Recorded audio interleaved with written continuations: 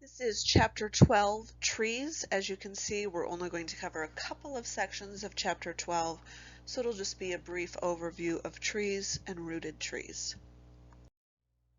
A tree is essentially a special kind of graph. A graph contains a set of vertices and a set of edges, as does a tree. A tree is simply a connected graph with no cycles. So as you can see, in this case I have a root up here at the top. I guess I should have used a different color for that. I have a root up here at the top, and then I have vertices or nodes coming off of that root that are connected, but again we have no cycles, so I'm never going to connect two branches of the tree. That would make it no longer a tree. In addition, if I have two trees, essentially two components, instead of calling it two components, we just call it a forest because we have more than one tree. We're still able to use words like path or trail. Obviously, we're not going to have a circuit or a cycle any longer because we don't have any circuits or cycles in trees.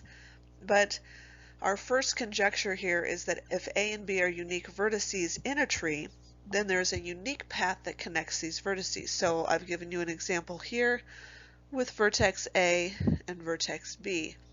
To connect those, essentially what we're saying is there's just one way to get there.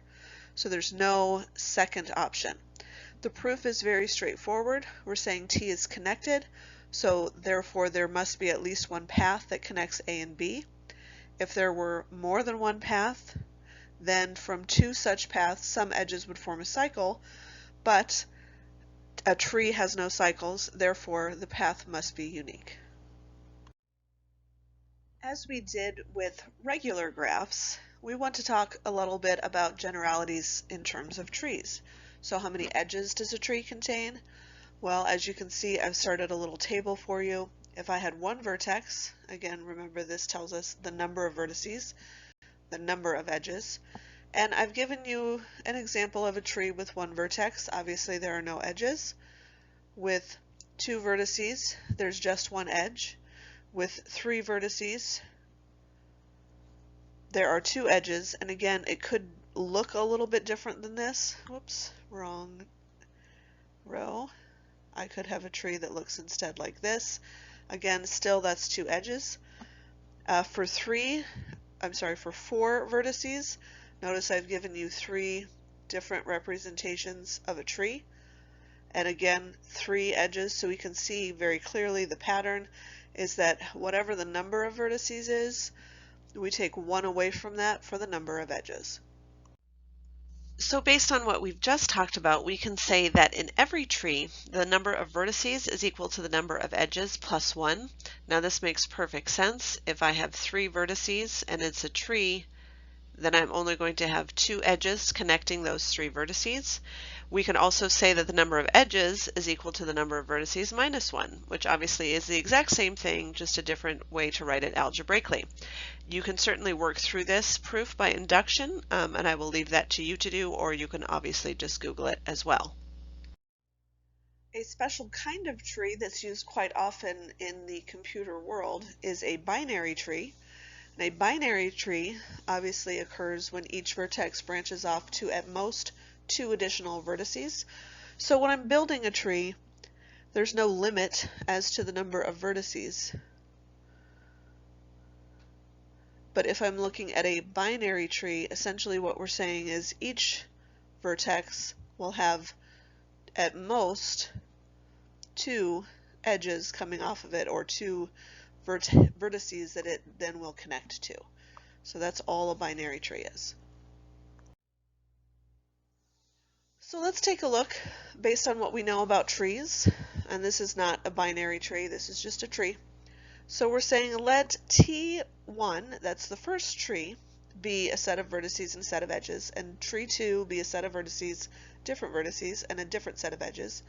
So there are two trees, and they're telling me that the number of edges is equal to 11 in the first tree, so E1, and that V2 is equal to 2 times V1. And so essentially what they're asking me to do is find every value that's missing. So we'll take this one at a time. We'll start with V1. So if you'll recall, we talked about the fact that the number of vertices is equal to the number of edges plus 1. Therefore, the number of vertices, that was a bad plus. Therefore, if I have 11 edges, then I'm going to take 11 plus 1. Therefore, V1 must be 12. Well, once we've figured that out, then it's going to be very easy to figure out V2. So V2 is equal to 2 times 12, or 24. And then again, we're going to come back to this.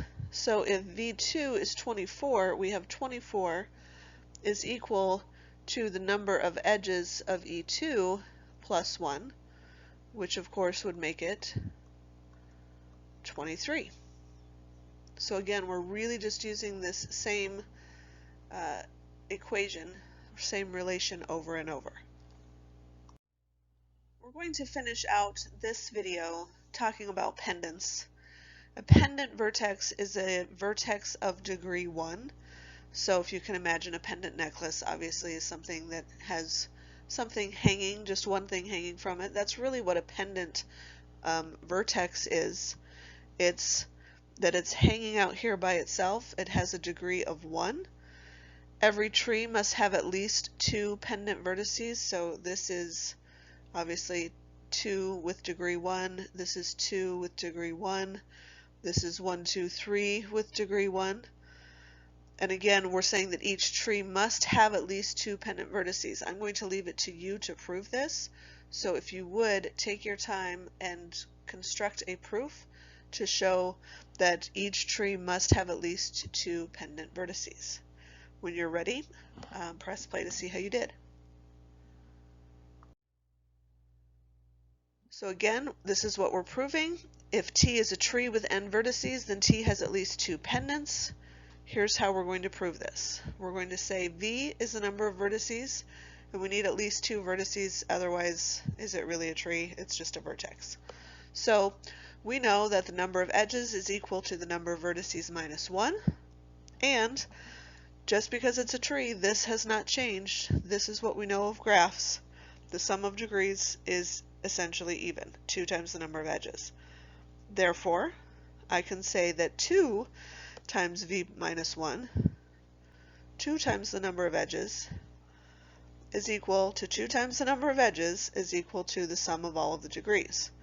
Since T is connected, we have at least 1 degree for every single vertex that belongs in the tree. If there are K pendant vertices in T, then the other V minus K vertices have degree at least 2.